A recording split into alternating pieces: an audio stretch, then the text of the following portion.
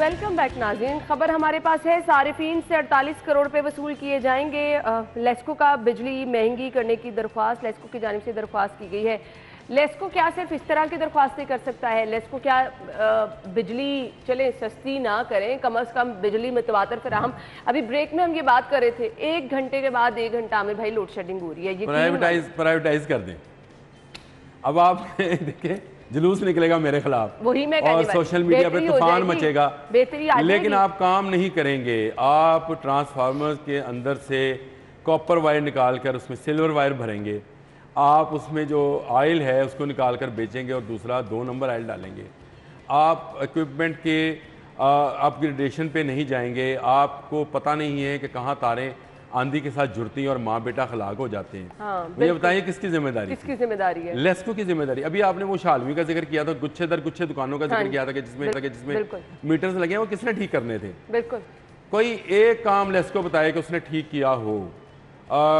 आपको पता है कि लाहौर में बनने वाली बहुत सारी सोसाइटीज़ को इलेक्ट्रिफिकेशन नहीं होती है, उसको दूसरे तरीके से 2 नंबर तरीके से तारें बिछाकर बिजली दी जाती है ताकि उनकी सोसाइटियां बिक सकें। ये काम कौन करता है? उस पर साथ ये कि आप 84 करोड़ रुपया मजीद मेरी जेब में से निकलवाना चाहते हैं। बिल्कुल। देखिए, अपने आप को ठीक करना नहीं है, और वो कहते हैं खुद को बदलते नहीं कुरान को बदल देते हैं।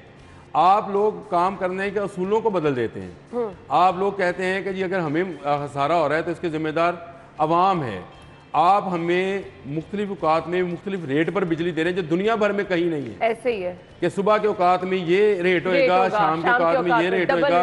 मतलब सेब की दुकान वाला कहे सुबह की दुकान में सेब का ये रेट है, दोपहर में ये है, शाम में ये है, रात में ये है। सही। ये कहीं किसी जगह किसी दुनिया के दूसरे मुल्क में ये स्लैब सिस्टम है। ये जुल्म आप कर रहे हैं। कोई एक गवर्नमेंट का नाम नहीं लेना चाहिए, तमाम गवर्नमेंट्स कर रही हैं। उसके ऊपर ये जो कंपनी राज है जो हमें भुगतना पड़ता है, लेस्को, मैपको, फेपको, सेपको, टेपको, इनके ज़रिए से ये कंपनी राज है। इसको आप प्राइवेटाइज़ करें। प्राइवेट जो ऑनर होएगा वो लोगों को सहूलत देगा तो लोग बर्दाश्त करेंगे, सहूलत नहीं देगा तो लोग उसकी आई तई कर देंगे। आप यूनियन से ब्लैकमेल होते हैं, प्राइवेट ऑनर यूनियन से ब्लैकमेल नहीं होगा और वो लोग काम करेंगे। आप ओवर बिलिंग करते हैं। आप लोग लोगों के मीटर्स को खराब करार देकर उनको एवरेज बिल के नाम पर वो बिल भेजते हैं, जिसका बेचारा, मैं एक रिक्शे वाले को जानता हूँ, हमारे मोहल्ले में वो रिक्शे वाला है, उसको एवरेज बिल भेजा गया। उसको कहा जी तेरा खंभे पे जो मीटर लगा था वो जल गया था, लिहाजा तुम्हें एवरेज बिल भेजेंगे। और एवरेज बिल कितना आया उसको? 32,000 रुपये। एक पंखा, एक बल्ब है उसके घर, ना फ्रिज है, ना उसके घर पे टीवी है। का क्या कसूर है? उसके घर ना एसी है, एक पंखा और अकेला सोता है। 32,000 रुपये बिल भेज दिया आप लोगों ने। ये किस तरह से आप खून निचोड़ेंगे और आप अल्लाह को क्या जवाब देंगे? प्राइस एडजस्टमेंट फलामत। अब ये कैपेसिटी चार्जेस क्या हैं? ये कैपेसिटी, क्योंकि इनकी कैपेसिटी बिल्डिंग होने वाली है और ये इसलिए उनको मेरा ख्याल है कैपेसिटी चार्जेस। ये सारा के सारा ड्रामा है, ये सारा जेबों को निचोड़ने का। अल्लाह का वास्ता, अल्लाह ताला हमें कोई ऐसी हुकूमत दे जो 24 घंटे बिजली का एक रेट कर दे, कोई रेट हो। हाँ, बिल्कुल एक रेट कर दे। मुझे पता है, मुझे ये टेंशन ना हो कि मैंने एसी रात 11 बजे के बाद चलाना है। हाँ। मैंने जो फ्रिज है उसको कितने बजे बंद करना है। बिजली आप देते नहीं हैं, टेंशन देते हैं। बिल्कुल। मतलब ये खबर आप अभी हमारे कैमरामैन मुझे कह रहे थे कि ये बिजली का अजाब कब खत्म होगा, तो मैंने उन्हें कहा लोड शेडिंग बहुत बड़ी नेमत बन गई है। 1 घंटे के बाद 1 घंटे की बिजली बंद करते हैं, उससे इतना बिल आता है। और अगर ये 24 घंटे बिजली आए तो आप उसका बिल देखिएगा। बिल्कुल, आपने सही बात की। खैर, मुझे अभी एक अपडेट शेयर करनी है। ये तो मसला हम जितना मर्जी डिस्कस करते रहेंगे, किसी के कान पे जूं तक नहीं रेंगनी। अब होगा क्या कि हर दूसरे चौक चौराहे में सिग्नल पर आपको लड़ाई होती नजर आएगी। खैर, ब्रेक लेंगे हम, ब्रेक के बाद वापस आएंगे, हमारे साथ ही रहिएगा।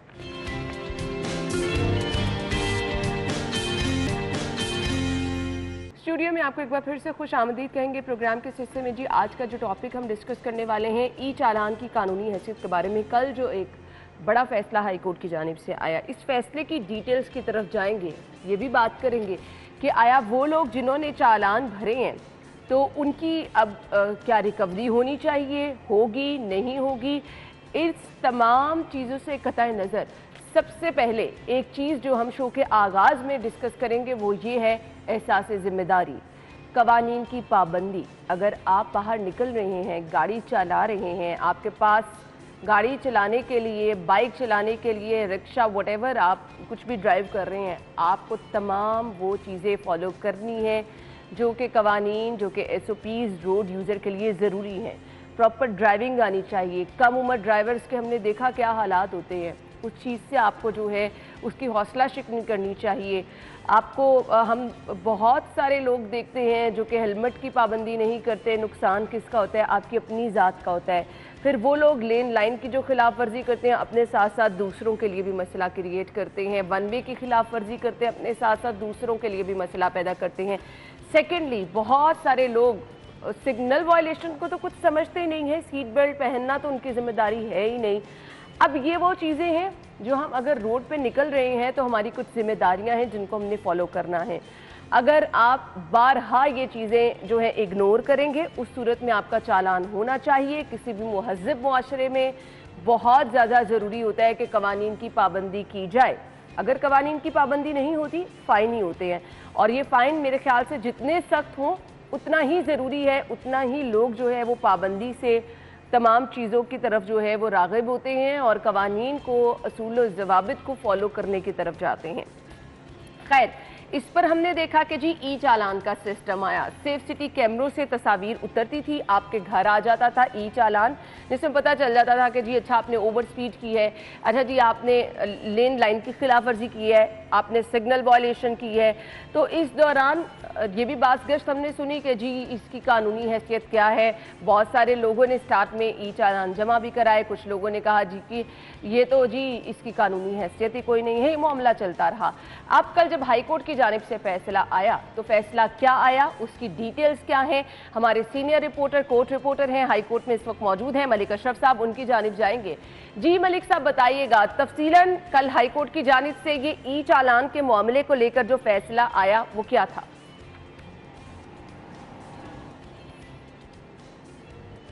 ना, आपने जो प्रोग्राम का आगाज़ किया बड़ी अच्छी बात से किया है कि ये एहसास ज़िम्मेदारी है कि हर शख्स अपना जो कवानीन है उस पर अमल दरामद करे, और ये हर जो अच्छा शहरी है, जो हमारे शहरी हैं, उनका हक है कि जो उनके तहफ़्फ़ुज़ के लिए कवानीन बनाए गए हैं उनको वो फॉलो करें, उन पर अमल दरामद करें। और जो ट्रैफिक कवानीन है ये भी शहरियों के तहफ़्फ़ुज़ के लिए बनाए गए हैं और उन पर अमल दरामद करना हर शहरी का फ़र्ज़ है, इखलाकी फ़र्ज़ भी है और उसका कानूनी ज़िम्मेदारी भी है कि उनको फॉलो करे। लेकिन हम ये देखते हैं कि हुकूमत जो है वो कवानीन तो बना देती है लेकिन शहरी उसको फॉलो नहीं करते, इनकी खिलाफ वर्जी करते हैं। उनकी सज़ाओं के लिए कानून मुरतब किए जाते हैं, कानून नाफज किए जाते हैं, उनकी सज़ाएँ मुकर्रर की जाती हैं। और जो ट्रैफिक कवानीन है इस हवाले से भी जो लोकल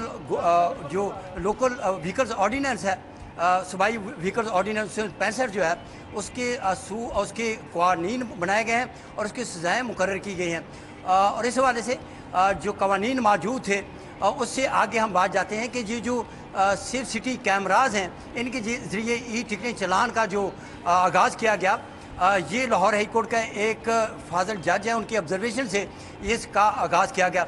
लेकिन इसके लिए हुकूमत ने कोई कानून साजी नहीं की और ये सिलसिला चलता रहा और सेफ सिटी कैमरों के ज़रिए ये कवानीन जो हैं वो कवानीन तो ना बन सके, लेकिन ई चलान का सिलसिला शुरू हुआ और गैर कानूनी तौर पर सूबाई काबीना की मंजूरी के बगैर ही ई चलान हुए और हज़ारों रुपए जो जुर्माना है वो ट्रैफिक कवानीन की खिलाफ वर्जी करने वालों को अदा किया गया। और सबसे बड़ी बात तो ये है कि ट्रैफिक कवानीन की खिलाफ वर्जी करने वाले ड्राइवर्स होते थे जो मौके पर मौजूद होते थे, लेकिन जो जुर्माना होता था वो गाड़ी के मालकान को उसकी रजिस्ट्रेशन की पते पर भिजवाया जाता था। और इसका जो चैलेंज किया एक फलकशेर शहरी है मज़हर अमीन एडवोकेट की विसातत से, और जो मज़हर अमीन एडवोकेट हैं ये ट्रांसपोर्ट डिपार्टमेंट में लॉ ग्रेजुएट ऑफिसर रहे हैं और रिटायरमेंट के बाद इन्होंने वकालत का आगाज़ किया। लाहौर हाई कोर्ट के जस्टिस तारिक सलीम शेख ने एक डिटेल जजमेंट इस पर पास की है, 8 सफ़हात का तहरीरी फैसला जारी किया और इसमें करार दिया है कि सेफ सिटी कैमरों के ज़रिए जो ई चलान किए जा रहे हैं वो गैर कानूनी है, ये इक़दाम हुकूमत का गैर कानूनी है। अदालत ने करार ये दिया है कि काबीना की मंजूरी के बगैर और कवानीन में तरमीम के बगैर सेफ सिटी कैमरे के जरिए चलान नहीं किए जा सकते। मजीद जस्टिस तारिक सलीम शेख ने ये भी अपने फैसले में लिखा है कि ट्रैफिक कानून के खिलाफ वर्जी करने वाले का मौके पर मौजूद है उसका चलान हो सकता है, जबकि दीगर जो मालकाना रजिस्ट्रेशन की बुनियाद पे किसी को चलान उसका नहीं किया जा सकता। तो अदालत ने कहा है कि ई चलान टिकटें के लिए जो हुकूमत है उसमें कानून में तरमीम कर सकती है और तरमीम करनी चाहिए। मजीद इसमें यह भी बताऊं कि जो एडवोकेट जनरल पंजाब हैं जो कल शहजाद शौकत उन्होंने चार्ज संभाला, तो उनका ये कहना है कि ये जो अदालत ने फैसला दिया है इसको चैलेंज करेंगे और किसी भी मौसम माशरे में ये नहीं होता कि कोई कानून की खिलाफ वर्जी करे और जदीद टेक्नोलॉजी की मदद से उसको चलान ना किया जाए। तो ये अदालत का तरीक़ साज फैसला है और अदालत ने इसको अदालती नज़ीर भी करार दिया है। जी ठीक है मलिक साहब, बहुत बहुत शुक्रिया, आपने हमें इस फैसले की डिटेल्स बता दी हैं। कि हमारे साथ अब स्टूडियो में जो हमारे मेहमान मौजूद हैं, मलिक साहब तारुफ तो करा चुके हैं, मज़हर अमीन एडवोकेट साहब मौजूद हैं जिनकी वसातत से ये दरख्वास्त दायर की गई थी। कुछ डिटेल्स बताइएगा, क्या मौक़िफ़ था दरख्वास्त गुजार का? थैंक यू मैडम, बिस्मिल्लाहिर्रहमानिर्रहीम। गुजारिश ये है कि किसी भी मुआशरे में ये नहीं हो सकता कि लाकानूनियत की इजाज़त दे दी जाए। हम भी इसी मुआशरे का हिस्सा है, हम भी चाहते हैं कि इसको और अच्छा बनाएं और कानून की मदद लें उससे भी। तो ये जो वायोलेशन है ये तो नो डाउट कि it is a life risk for not only road users but for himself drivers ही। लेकिन सूरत हाल ये है कि हर अदालत, हर कानून का एक तरीक़ाकार होता है, एक प्रोसीजर होता है, उसमें सारी चीज़ें as per constitution of Pakistan वो तय होनी ज़रूरी है। उसके बगैर कोई भी कानून जो कि कॉन्स्टिट्यूशन ऑफ पाकिस्तान 1973 की वायोलेशन करेगा वो कानून सस्टेन नहीं कर सकता। खैर इस मामले में तो सेफ सिटी अथॉरिटी ने या ट्रैफिक पुलिस ने कानून बनाने का तरद्दुद ही नहीं किया। अगर वो करें भी तो उसमें एक प्रोसीजर है जो कानून कहता है कि एक तो किसी शख्स को बगैर समात के फ़ाइन या पीनलाइज नहीं किया जा सकता। दूसरी गुजारिश ये है कि उसको राइट ऑफ कंटेस्ट या राइट ऑफ अपील तो होना चाहिए। अगर हम सेफ सिटी कैमरा की तरफ जाएं, ये बहुत अच्छा निज़ाम है, बहुत अच्छा इसमें प्रोसेस है। अदरवाइज़ मैनुअली वो वायलेशंस इतनी नहीं पकड़ी जा पा रही थी जो कैमरा कैच कर रहा है। Exactly. दुरुस्त है, लेकिन उसमें वो element of personal hearing, element of contesting और एलिमेंट ऑफ यानी कुछ प्रोसीजर कंडीशन होती है ना किसी भी चीज़ की इम्प्लीमेंटेशन के लिए, उन टर्म्स एंड कंडीशन को यहाँ पे फॉलो नहीं किया गया। ये सूबाई काबीना की मंजूरी कितनी जरूरी है? सरेदस्त तो इसमें मैडम कुछ भी नहीं है। देखिए एक मोटर व्हीकल ऑर्डिनेंस 1965 इस वक्त राजुल वक्त है, उसके तहत सिर्फ 116 ए के तहत ई टिकटिंग चालान का हो सकता है कि वो उसको चालान दिया जा सकता है। वो भी इसलिए वायबल है क्योंकि उसमें एक एलिमेंट है कि अगर वो उसको कंटेस्ट करना चाहता है, उसको पे नहीं करना चाहता, तो he should go to magistrate, उसे जाके कहे कि ये मेरा गलत चालान हुआ है, और अगर वो मजिस्ट्रेट सेटिस्फाइड है तो वो उसको बरी कर देगा। यानी उसको राइट ऑफ अपील या राइट ऑफ कंटेस्ट तो मिल गया जी। लेकिन इस कानून में सेफ सिटी अथॉरिटी में ई चलानिंग में किसी किस्म की कॉन्स्टिट्यूशनल प्रोविजन है ही नहीं, जीरो है इसमें। सही, इसलिए वो इलीगल। अब ये बता दीजिएगा, अब जब अदालत ने तफसीली फैसला दे दिया और कह दिया है कि जी इसकी कोई कानूनी हैसियत नहीं है, इसके बाद अब क्या होगा? मतलब इस पे इम्प्लीमेंटेशन रुक जाएगी? इस वक्त तो इम्प्लीमेंटेशन उससे स्ट्रेट अवे रुक जाना चाहिए। अभी हमने अपडेट भी वैसे बाय द वे आपके साथ शेयर की है कि अब मैनुअल चालान के अहकाम जो हैं वो कायम मुकाम सीटीओ की जानिब से जारी कर दिए गए। दुरुस्त बात है, वो चालान हो सकते हैं। इलेक्ट्रॉनिकली जो चालान हो रहे थे वो तो रुक जाना चाहिए, या मैं भी रुक गया हूँ। कल मैंने उनके सीईओ का एक स्टेटमेंट पढ़ रहा था जिसमें उन्होंने फरमाया कि हम मनो-अन अदालत के फैसले पर अमल कर रहे हैं और हमने चालान रोक दिए हैं। ऐसे फैसलों को चैलेंज भी किया जा सकता है? जी मैडम, मेरा ख्याल इसमें जस्टिफिकेशन तो चैलेंज करने की है ही नहीं। जब लेकिन लॉ ही नहीं है जिसको उन्होंने, जिसकी बुनियाद पे उन्होंने चैलेंज करना है कि इसको हम फॉलो कर रहे हैं या इसको हम वायलेट कर रहे हैं, वो तो लॉ ही नहीं है। ठीक है, एडवोकेट जनरल साहब का मौक़िफ़ है, गवर्नमेंट ऑफ पंजाब है, उसको डिफेंड करना चाहिए। उन्होंने अपना मौक़िफ़ दे दिया कि वो उसको चैलेंज कर रहे हैं, लेकिन मुझे नहीं लगता कि वहाँ पे कुछ रिलीफ हो इनके लिए। सही, अब ये बता दीजिएगा मजहर साहब कि वो लोग जिन्होंने 10-10 चालान भी जमा कराए हैं, दर्जनों चालान भी लोगों ने जमा कराए हैं, क्योंकि मैंने बहुत सारे लोगों को जानती हूँ कि एक ही ड्राइव में उन्होंने जो 1 घंटा ड्राइव कर रहे हैं 3-4 सिग्नल की वॉयलेशन की है, 3-4 चालान उनके घर धड़ाधड़ आ गए, उन्होंने चालान जमा कराए हैं। अब उनकी क्या कानूनी हैसियत है? मैडम, उनकी कानूनी हैसियत तो दुरुस्त है कि उनको चालान जब बनता ही नहीं था, वायलेशन की है, लेकिन उधर प्रोविजन भी तो कोई नहीं ना, कानून भी तो कोई नहीं जिस कानून के तहत उन्हें जुर्माना किया गया या जिस कानून के तहत they are liable to be paid. अब उनको तो पेमेंट की रिस्पॉन्सिबिलिटी जब तक ला नहीं होगा तो वो किसका जुर्माना? अब इस सूरत में क्या होगा, उनके पैसे वापस किए जाएंगे? ये तो गवर्नमेंट को एक इसमें डिसीजन लेना चाहिए कि उसमें कुछ कंपनसेट कर देना चाहिए उनको। अच्छा जी, इस तरह के इनकम्प्लीट जो फैसले होते हैं जिस पर मतलब पूरा ये पब्लिक के लिए था, इतना बड़ा आपने एक खुद से ही बनाकर कानून और उस पर इम्प्लीमेंट शुरू कर दिया, इस पर क्या कोई सज़ा के तौर पे भी कोई चीज़ हो सकती है? जी नहीं मैडम, इसमें सज़ा तो अब नहीं हो सकती। ये गवर्नमेंट फंक्शनरीज हैं, उनको थोड़ी सी इम्यूनिटी तो हासिल है, जवाबदेही हो सकती है, उनकी इम्यूनिटी है कि उन्होंने इन गुड फेथ किया, वो भी इतने गलत नहीं होंगे, उन्होंने कोई गलत इतना बड़ा कोई ब्लंडर नहीं किया। वायलेशन हो रही थी, उसके ऊपर फाइन हो रहा था, लेकिन उसकी लीगल जस्टिफिकेशन नहीं थी, उसको उन्हें लीगलाइज करना चाहिए।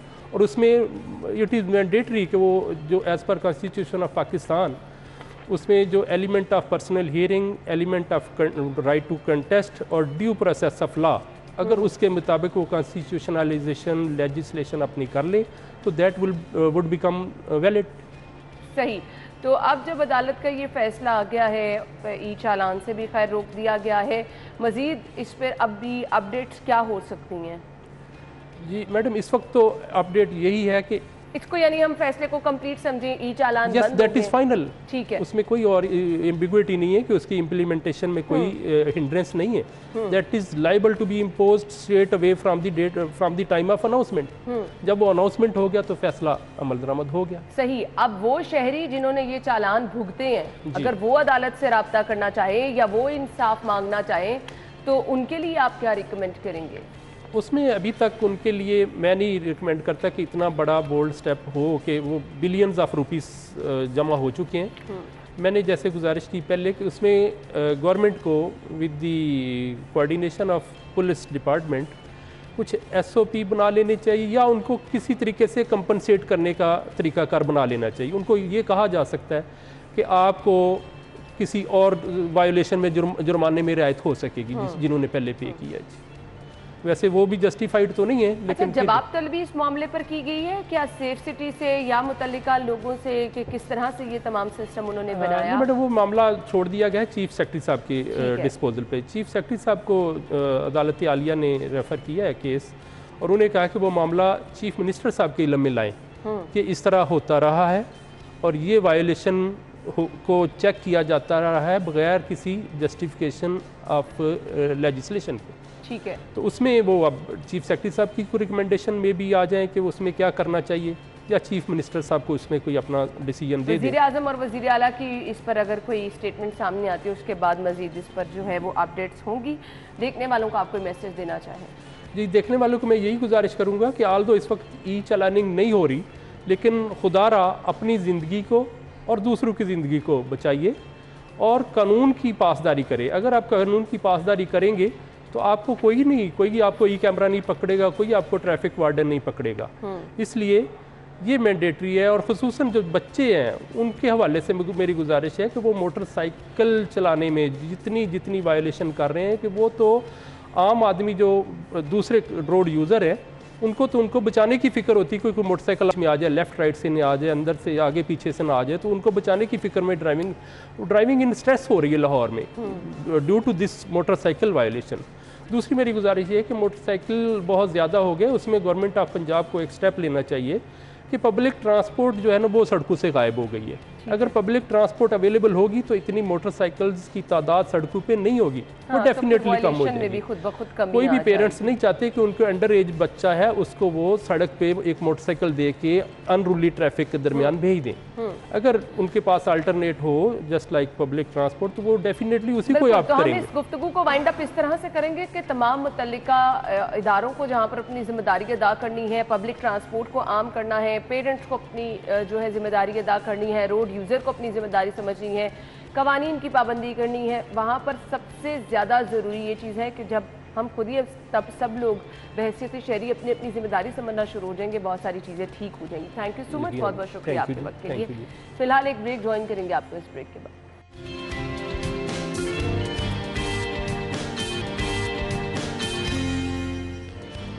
खुश आमदीद आपको कहेंगे और हम आपको हमेशा से नए टैलेंट क्या मैं कहूँगी कि जी उन लोगों से मिलवाते रहते हैं जिनके पास माशाल्लाह माशाल्लाह बहुत ज़बरदस्त टैलेंट मौजूद है, कोई भी फील्ड हो। हम हमेशा से चुन के ऐसे लोग सामने लेकर आते हैं जिनका काम दिखाने की, बताने की, सराहने की और मेरे ख्याल से उन लोगों को अप्रिशिएट करने की बहुत ज़्यादा ज़रूरत होती है और यही वजह होती है कि हम इन लोगों को बुलाते भी हैं ताकि इनके काम को आपको भी दिखाया जाए, अप्रिशिएट भी किया जाए ताकि ये लोग मज़ीद ज़बरदस्त काम आगे लेकर आएँ। आज के जो हमारे मेहमान हमारे साथ मौजूद हैं, थिएटर आर्टिस्ट भी हैं, राइटर भी हैं, एक्टर भी हैं। हमजा गयूर साहब ने हमें ज्वाइन किया है। अक्सर हम इनको मदऊ करते रहते हैं और थिएटर की मुख्तलिफ चीज़ों के बारे में, हम लाइव परफॉर्मेंसेस के बारे में भी डिस्कस करते रहते हैं। बिलाशुबा थिएटर वो चीज़ है जो आपके आमने सामने रहता है, पब्लिक इंटरेक्शन में रहता है, फौरी तौर पर मैसेज भी पहुंच जाता है, फौरी तौर पर रिस्पांस भी आ जाता है। तो ये नौजवान जो है इन्होंने एक ज़बरदस्त कारनामा क्या सर अंजाम दिया है जी, एक शॉर्ट फिल्म बनाई है जो कि कॉन्स फेस्टिवल में जिसने धूम मचा दी है। अब मैंने कहा कि हमारे नौजवानों के पास ज़बरदस्त आइडियाज़ भी हैं और इनके पास बहुत ज़बरदस्त किस्म का टैलेंट भी मौजूद है। कहीं ना कहीं कुछ प्लेटफॉर्म महदूद है हमारे पाकिस्तान में जिसकी वजह से ये उस तरह से उभर कर सामने नहीं आते। क्या वाकई ऐसा है? ये हम हमजा से ही जान लेंगे। अस्सलाम वालेकुम हमजा। जी वालेकुम अस्सलाम। क्या हाल चाल है आप? मैं ज़बरदस्त, आप अपने बारे में? अल्हम्दुलिल्लाह, अल्लाह का शुक्र है। Thank you so much Hamza.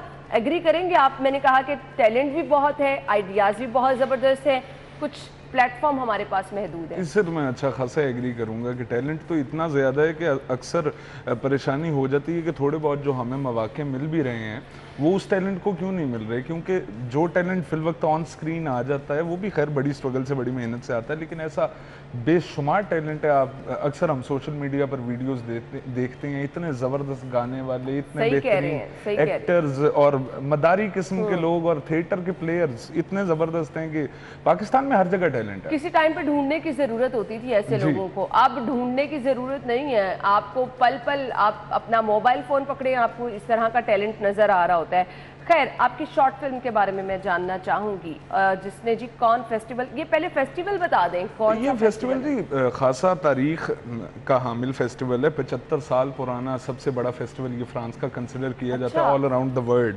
तो हमने अल्हम्दुलिल्लाह हमारी शॉर्ट फिल्म के हवाले से मैं बताऊंगा, उसका नाम है कलाशनकोफ और उसका जो कॉन्सेप्ट है शॉर्ट फिल्म का वो हमने पंजाबी सिनेमा के पुराने स्ट्रगलर आर्टिस्ट पर बनाया है जो अपने एक पुराने दौर में जी रहे हैं और वो आज की, जिस तरह बहुत सारे लोग होते हैं वो वक्त के साथ अपने आप को चेंज नहीं कर पाते, तो जब वो चेंज नहीं कर पाते तो फिर वो उसी दौर का हिस्सा बन जाते हैं। फाइनेंशियल क्राइसिस भी उन पर आ जाता है और जहनी तौर पर भी वो अपने आप को चेंज नहीं कर पाते।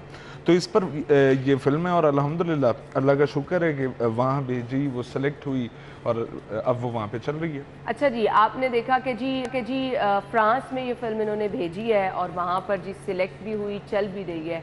अच्छा, मुझे ये बताइएगा, इसके मुकालमा आपने लिखा, एक्टिंग भी आपने की, जो टैलेंट आपके सामने इस मूवी में आया है, कुछ उसके बारे में, जो एक्टर्स थे? अच्छा, टैलेंट तो अल्हम्दुलिल्लाह जो हमारा दोस्तों का ग्रुप है, फर्स्ट ऑफ ऑल तो बड़ा बेहतरीन मेरा दोस्त भी और बड़ा अच्छा डायरेक्टर भी है महरोज़ अमीन, और उनके वालिद साहब का मैं तज़किरा यहाँ करता चलूँ, वो भी एक बहुत नामवर डायरेक्टर हैं जिनके बहुत मशहूर प्लेज हमने देखे हैं, अमीन इकबाल साहब। महरोज़ अमीन ने भी आज मेरे साथ ही आना था लेकिन तबीयत ख़राब के बायस वो आ नहीं सका। और बाकी जो हमारे इसमें दोस्त हैं, एक अफीफ़ा शेख हैं, अयाज़ लड़का है, वो बच्चा था, बड़ा अच्छा उसने एक्ट किया है। साथ में इसके जो असिस्टेंट डायरेक्टर हैं अमार शेख, यानी हम सारे दोस्तों ने इकट्ठे होकर फैसला किया कि इस तरह से एक शॉर्ट फिल्म बनानी है। और इवन इन लोगों ने तो आपस में फ़ोन कॉल पर ही डिसाइड किया ये कॉन्सेप्ट। मुझे तो 2-3 हफ्ते बाद पता चला कि ऐसी कोई फिल्म बनने जा रही है, तो फिर देन उन्होंने मेरे से डिस्कस किया, देन हमने इसके डायलॉग्स लिखे। प्रॉब्लम्स क्या होती हैं? बजटिंग, आपने शूट कैसे करना है? ऑब्वियसली अगर आप अपने पर रख के ये सब चीज़ें कर रहे हैं, चीज़ें प्लान करना, लोकेशन, प्रॉब्लम्स? मेरे ख्याल से आर्टिस्ट की लाइफ की बेचारे की प्रॉब्लम्स तब से ही शुरू हो जाती हैं जब वो पैदा हो जाता है। वो जैसे ही एक्सप्लोर करता है ना कि मैं आर्टिस्ट हूँ, उस दिन से प्रॉब्लम शुरू हो जाती है। ऑब्वियसली लोकेशंस प्रॉब्लम थी, जिस लोकेशन पर हमने रिहर्सल की वहाँ पे हमें शूट करने का मौका नहीं मिला और हमने ऑन डे ऑफ शूट हमें लोकेशन चेंज करनी पड़ी। फिर वहाँ जाकर रिहर्सल्स की, वहाँ पे भी थोड़ा सा मसला आ रहा था, खैर बड़ा प्यार करने वाले लोग मिल गए थे वहाँ से भी। फिर ऑब्वियसली एडिटिंग, सारी चीज़ें में बहुत ज़्यादा प्रॉब्लम्स हो जाती हैं। मिनिमम रिसोर्सेज होते हैं ना असल में, ये सबसे बड़ा मसला है। अच्छा मुझे ये बताइए, काम इतना ज़बरदस्त है, टैलेंट आप लोगों के पास मौजूद है, ये जो प्लेटफॉर्म है कैसे क्रिएट हो सकते हैं? आप तो माशाल्लाह थिएटर काफ़ी देर से कर रहे हैं, अब वो लोग जो कि आगे आना चाह रहे हैं, फिल्म हमारे स्कूल कॉलेजेस यूनिवर्सिटीज़ में पढ़ाई भी जा रही है, स्कूल नहीं बल्कि कॉलेजेस यूनिवर्सिटीज़ में तो स्पेशली पढ़ाया भी जा रहा है। अब वो जब पढ़ के बच्चे आ रहे हैं फील्ड में, उनको उस तरह से कुछ चीज़ें नहीं मिल रही हैं, तो फिर फ़ायदा क्या है? असल में सोशल मीडिया ने ना बहुत ज़्यादा अवेयरनेस पैदा कर दी है। मेरे ख्याल से आज से अगर 25-30 साल 40 साल पहले हम भी होते तो शायद हमें भी ना पता होता कि कांस फिल्म फेस्टिवल हो रहा है और हम सिर्फ डिजिटल तरीके से उसे अप्लाई कर सकते हैं और सारा सीन हम अपने लैपटॉप से या कंप्यूटर से कर सकते हैं। तो ऑब्वियसली सोशल मीडिया की बहुत ज़्यादा हेल्प ली जाए किसी भी सीन में। और दूसरा ये है कि अगर आप अच्छे कंटेंट क्रिएटर हैं, अच्छा कंटेंट बनाते हैं, तो सोशल मीडिया पर पोस्ट करते जाएं, देन एक टाइम आ जाता है आप भी फेस्टिवल्स में जाते हैं। सही है, सही है। अच्छा जी, आपने फिल्म की जो राइटिंग सारी है वो आपने की है, किस तरह से कर लेते हैं? आइडिया कहाँ से आता है? कितना टाइम इसके लिए दरकार होता है? डायलॉग्स को आपस में मिलाना, उनमें मुताबिकत होना, और फिर जिसने एक्ट करना है उसकी पर्सनालिटी के मुताबिक वो उस पर पूरा उतरेंगे भी नहीं। समटाइम ऐसा होता है ना, आप कहते हैं कि अच्छा जो बोल रहा है इसकी पर्सनालिटी पे सूट नहीं कर रहा, ये राइटर की भी रिस्पॉन्सिबिलिटी। मेरे ख्याल से जब हम लिख रहे होते हैं तब हम ये नहीं सोच रहे होते कि किसने बोलना है। जो कैरेक्टर क्रिएट हो रहा होता है वो उसके बाद डायरेक्टर का काम होता है वो सोचना कि वो किसको पकड़ के बंदा लेकर आए। और फिर यहाँ पर हुआ ये था कि बेसिकली मैंने अच्छा खासा टाइम गुजारा है पंजाबी सिनेमा के लोगों के साथ, तो मेरे लिए बड़ा ईजी था उनकी लफाजी बोलना, उनके जो हर बंदे के कोई ना कोई हर फील्ड के स्लैंग्स होते हैं, तो वो उस फील्ड के स्लैंग्स को उसमें डालना वो बहुत आसान था मेरे लिए। सो हम क्रिएट करते गए। खैर ऐसा नहीं कि मैंने बंद कमरे में गुप्त बैठ के लिखा, हम सारे मौजूद थे और उन लोगों का भी मुझे साथ साथ मशवरा मिल रहा था। इवन महरोज, शेख अम्मार, अफीफा शेख, हम सारे डिस्कस कर रहे थे साथ साथ कि ये लाइन ठीक है, ये लाइन ठीक है, तो वो फिर मिक्स करते हुए हम लाइन्स लिखते जा रहे थे। सही। मुझे ये भी बताइएगा, आपने तो थिएटर पे भी काम किया, फिल्म डिफरेंट एक्सपीरियंस? बहुत ज़्यादा डिफरेंट एक्सपीरियंस है। आप ये कह लें कि वो थिएटर में तो अच्छा, खैर थिएटर का तो एक हिसाब और है, आपको उसी टाइम सारा रिस्पांस भी मिल रहा होता है, और फिल्म में बड़ा पेशेंस रखना पड़ता है आपको। मेरे ख्याल से बहुत ज़्यादा पेशेंस का काम है, उसका दर ज़्यादा मूव भी नहीं दे सकते आप, और आपको चूंकि थिएटर आर्टिस्ट को तारीफों की और क्लैप्स की आदत पड़ गई होती है, तो वहाँ पे कोई क्लैप भी नहीं दे रहा होता आपको, तो दिल में उदासी चल रही होती है कि ये क्या हो रहा है, लेकिन बड़ी बर्दाश्त से लेकर चलना पड़ता है। फिल्म से ये शॉर्ट फिल्म किस तरह डिफरेंट होती है? क्योंकि फिल्म का नाम जब भी हम सुनते हैं ना तो एक आम शख्स के दिन में क्या आता है, अच्छा जी फिल्म में तो कॉमेडी भी होती है, रोमांस भी होता है और फिर गाने शाने भी होते हैं। ये शॉर्ट फिल्म क्या पैकेज होता है? मेरे ख्याल से वो गाना, कॉमेडी और बहुत ज़्यादा टेक्निकल तो मेरे जहन में भी इसका जवाब नहीं है, लेकिन अगर सीधी सीधी ज़बान में हम इसे कहें तो वो आ जाएगी मेरे ख्याल से कमर्शियल फिल्म, जिसमें गाने भी होंगे, कॉमेडी भी होंगे और सारा कुछ होगा। ये शॉर्ट फिल्म होती है जैसे आपकी ही क्लैशनकॉफ है, एक मैसेज डिलीवर करने की, एक मैसेज डिलीवर करना होता है, और इसकी जो टाइम लेंथ है वो कम होती है, जिस तरह ये 18 मिनट की है। और इसके अंदर स्पेशली एक और खासियत बहुत है जो इवन हमारे सबके लिए, सारी टीम के लिए बहुत बड़ा टास्क था कि इसको वन टेक में शूट किया गया। अच्छा। और ये कॉन्टिन्यूसली उसकी क्या वजह है? ये तो बड़ा मुश्किल टास्क है वन टेक में लेके चलना। ये तो मैं खुद डायरेक्टर से पूछता ही रह गया, क्योंकि एज एन एक्टर हमें बड़ा मसला हो रहा था इस चीज का भी कि आपने सबने अपने क्यूज पर रहना है, कैमरा मूव करता हुआ सबकी तरफ जा रहा है और टेक नहीं हो रही, और अगर किसी यानी 18 मिनट आपने कॉन्टिन्यूसली अपनी कोई लाइन नहीं भूलनी और अपने तमाम, और हुआ ना इस तरह जिस जहां कहीं कैमरामैन से गलती हुई, डीओपी से गलती हुई या हमसे गलती हुई, तो वो दोबारा से सारा सीन शुरू हो जाता था। बहुत मुश्किल होता है ये तो। ये उसका अपनी एक अप्रोच थी। खैर मेरे ख्याल से इसका भी हमें फेस्टिवल में फ़ायदा हुआ है टेक्निकली, और उसने इसी चीज़ पर बनाया था। बेसिक आइडिया, बेसिक मैसेज इस मूवी का बता दें, क्या था? बेसिक आइडिया, बेसिक मैसेज इस मूवी का ये था कि जितने भी हमारे आर्टिस्ट हैं, खुसूसन एक्टर्स हैं, जब एक एक्टर की औलाद को या जब एक एक्टर को सही प्लेटफॉर्म नहीं मिल रहा होता अपनी एक्टिंग को या अपने आर्टिस्ट को एग्जीक्यूट करने का, तो वो कोई भी रास्ता इख्तियार कर सकता है अपनी एक्टिंग को सामने लाने के लिए। सही। अब मुझे बता दें कि फ्यूचर प्लान्स आपके क्या हैं? फ्यूचर प्लान्स तो बहुत सारे हैं, लेकिन फील्ड से रिलेटेड जो फ्यूचर प्लान्स हैं वो इंशाल्लाह इसी तरह फेस्टिवल्स पर जाते रहेंगे, कोशिश करते रहेंगे। और ये जिस हमारे ग्रुप ने परफॉर्म किया उसका नाम है चल फिर सिनेमा, तो चल फिर सिनेमा से रिलेटेड हमारा ये इरादा है इंशाल्लाह कि इस तरह की फिल्म प्रोड्यूस करेंगे कि एक आम आदमी दोबारा से सिनेमा जाकर उन्हें एंजॉय कर सके। बहुत ज़बरदस्त। और वो लोग जो कि इस तरफ आना चाह रहे हैं, शॉर्ट फिल्म बनाना चाहते हैं या फिर थिएटर में पार्टिसिपेट करना चाहते हैं, उनको कोई मैसेज देना चाहिए? तो यही मैसेज है कि तमाम अपने दोस्तों से नाराजगियां खत्म करें, इकट्ठे हों, और अगर आप क्रिएटिव हैं और सारे दोस्त क्रिएटिव हैं तो कुछ ना कुछ बनाते रहें, कहीं ना कहीं पहुंच जाएंगे, कहीं ना कहीं कुछ ना कुछ उन्हें फायदा हो जाएगा। क्या चीजें जरूरी होती हैं? कुछ बेसिक्स बताना चाहेंगे कि अगर आप इस फील्ड को ज्वाइन करना चाह रहे हैं तो कम से कम ये गाइडलाइंस हैं जिनको फॉलो करना है? सबसे अहम है इरादा। सबसे ज्यादा जो अहम है ना कि मतलब आपको जितने लोग ये तो कोई भी काम करने के लिए आपको विल होनी चाहिए आपके अंदर। और स्पेशली आप इस फील्ड में, हम सारे इसी फील्ड से ताल्लुक रखते हैं, आप भी माशाल्लाह, तो अब इस चीज का अंदाजा लगाएं कि जैसे ही आप द फर्स्ट डे स्टार्ट लेते हैं ना तो सबसे पहले नहीं से आगाज होता है इस काम का कि ये क्या काम है, आप कैसे इसे एक्सप्लेन करेंगे, कैसे समझाएंगे। तो इरादा सबसे ज्यादा जरूरी है इसमें, और वो पक्का हो तो कुछ भी हो सकता है। बिल्कुल सही कहा आपने Hamza, thank you so much, बहुत बहुत शुक्रिया आपके वक्त के लिए। गुड लक, इसी तरह से आप काम करते रहें, इसी तरह से आप पाकिस्तान को रिप्रेजेंट करते रहें, जैसा कि आपने अभी शॉर्ट फिल्म अपनी भेजी है। बहुत बहुत शुक्रिया आपके वक्त के लिए। नाज़रीन, हम लेंगे एक ब्रेक के बाद वापस आएंगे, हमारे साथ ही रहिए।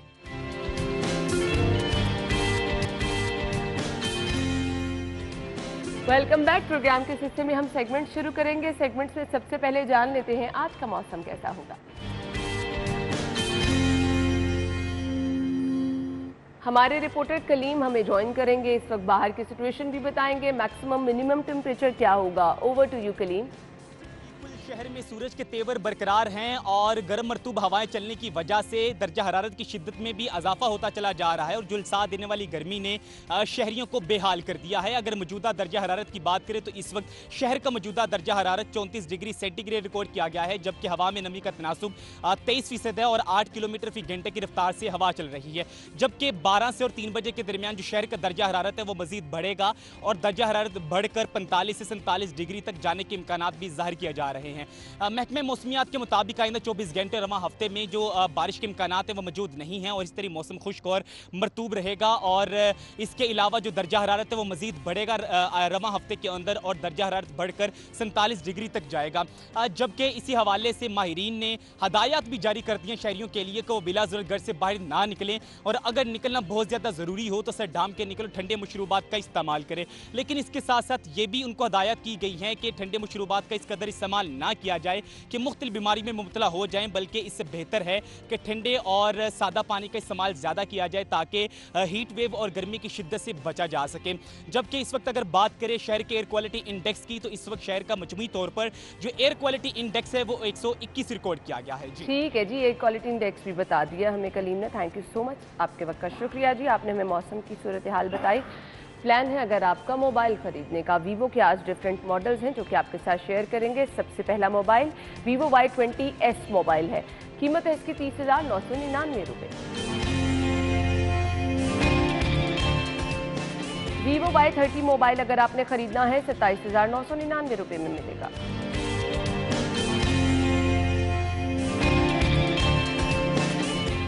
वीवो Y51S मोबाइल है और इसकी प्राइस 35,999 रुपये।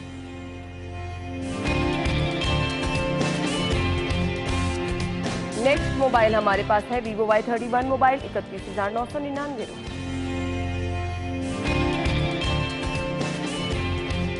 तो मोबाइल रेट्स तो ख़त्म है हमारे पास जी। वीवो के ये मॉडल्स हमने आपके साथ शेयर कर दिए हैं और अगर अब आपने जानना है माल का हाल, और मुझे बड़ा अच्छा फील हो रहा है बहुत अरसे बाद ये शेयर करते हुए, डॉलर की प्राइस मुसलसल जो है वो नीचे आ रही है, तो जो खुशाइन चीज़ है जी, इससे कम से कम सुख का सांस हमें आएगा, आगे कुछ बेहतरी की उम्मीद भी नज़र आएगी। सो बाकी करेंसी के रेट्स भी आपके साथ शेयर करेंगे माल के हाल में।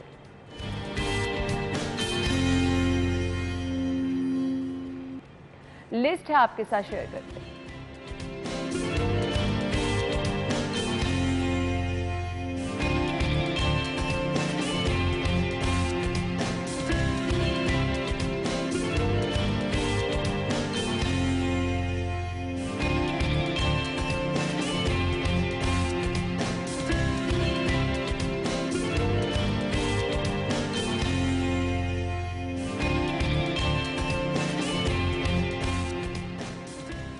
अभी एक ब्रेक लेंगे, ज्वाइन करेंगे आपको ब्रेक के बाद।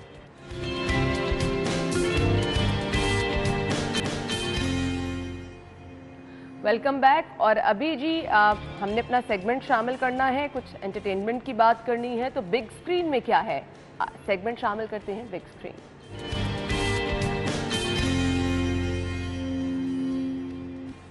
सबा कमर मेरे समेत आप सब लोगों की बहुत ही ज़्यादा फेवरेट एक्ट्रेस होंगी। अब आप इन्हें देखने वाले हैं, इनकी नई मूवी आ रही है कमली। फाहद है इस वक्त बाहर मौजूद, ओपन मार्केट के रेट हमें बताएंगे। Over to you.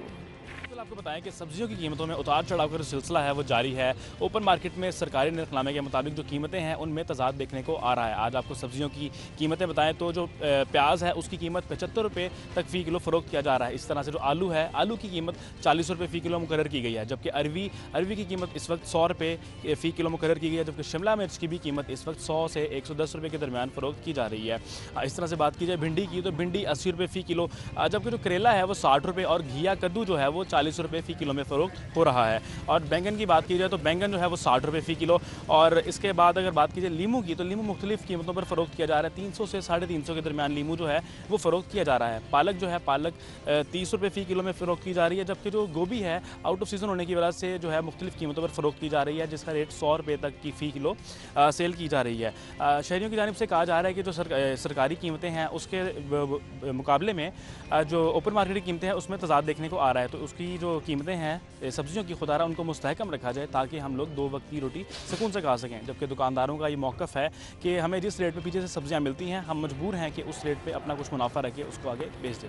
जी ठीक है, थैंक यू सो मच। सब्जियों की कीमतें बताई। मेरे पास है मीट रेट्स। अगर आप जाएंगे ज़ेनिथ शॉप पे तो यहाँ के आज की अपडेटेड रेट बीफ पर केजी आपको मिलेगा 749 रुपीज़। बीफ मिल्स आपको यहाँ से मिलेगा 935 रुपये किलो में।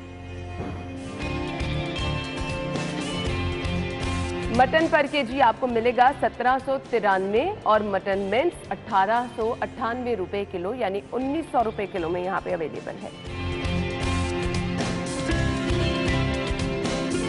इसके बाद जी अगर आपने खरीदना है चिकन तो सरकारी रेट जिसको कहा जाता है उसके मुताबिक 281 रुपये जिंदा मुर्गी मिलेगी और इसका बना हुआ गोश्त मिलेगा 407 रुपये किलो में।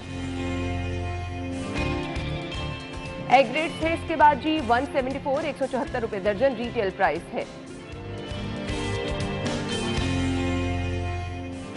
जी। तो इसके बाद अगर आप जाएंगे होलसेल पर तो यहाँ से 2 रुपये की बचत आप कर सकेंगे। 172 रुपये दर्जन में आप अंडों की खरीदारी कर सकेंगे।